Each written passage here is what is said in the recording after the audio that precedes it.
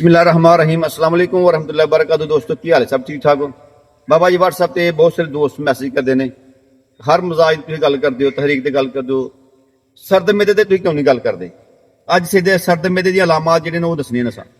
जी अल्लाह पाक रहमत फरमाए। सब तो पहलां तो वीडियो देखण और सुनने वालियां नूं दिल दीआं गहराइयां तो भाई बहुत सारियां दुआवां सर्द मेदे दियां या सर्द तर मेदा जिहड़ा वे अलहमदुलिल्लाह जो हो जाए बंदे दा ते फिर वो बंदा ना जींदियां च ना मरियां च।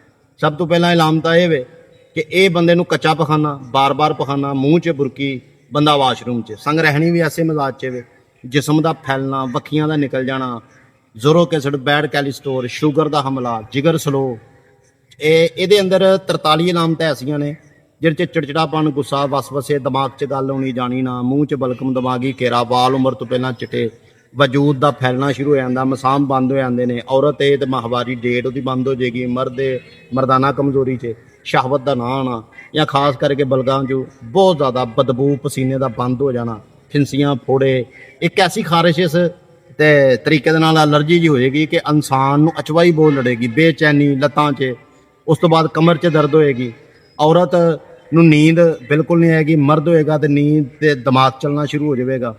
ऐसा बंदा अगर यदि तहरीक 0-2 हो जाए तो इंसान सुता ही रहिंदा है। ਇਹਦਾ बहुत सारिया अलामतां ने जिहड़ी वीडियो बहुत सारा लंबी हो जाएगी एडी लंबी असीं करना नहीं चाहते।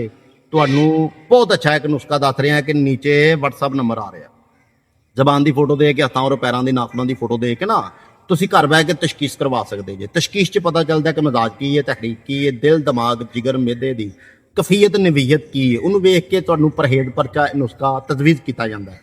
ਕੋਸ਼ਿਸ਼ ਕਰਨੀ ਹੈ ਕਿ ਇਸ ਵੀਡੀਓ ਨੂੰ ਤੁਸੀਂ ਸ਼ੇਅਰ ਕਰਨਾ ਹੈ ਲਾਈਕ करना है और 5 ਬੰਦਿਆਂ ਨੂੰ ਤਾਂ ਕਮ ਸੇ ਕਮ ਤੁਸੀਂ ਸ਼ੇਅਰ ਕਰਨਾ है। ਹੋਰ ਅਗਰ ਤੁਹਾਨੂੰ ਕਿਸੇ ਵੀ ਟਾਪਿਕ ਤੇ ਵੀਡੀਓ ਚਾਹੀਦੀ ਹੈ ਮਾਲਕ ਰਹਿਮਤ ਤਾ ਫਰਮਾਏ ਤੇ ਕਮੈਂਟ ਕਰ ਸਕਦੇ ਜੇ। ਅੱਲਾ ਦੀ ਪਾਕ ਰਹਿਮਤ ਦੇ ਨਾਲ ਤੁਹਾਨੂੰ ਉਸੇ ਟਾਪਿਕ ਤੇ ਵੀਡੀਓ ਅਗਲੀ ਮਿਲੇਗੀ। ਜੀ ਭੱਟ ਸਾਹਿਬ मेहरबानी जी। पाकिस्तान जिंदाबाद। अल्लाह ने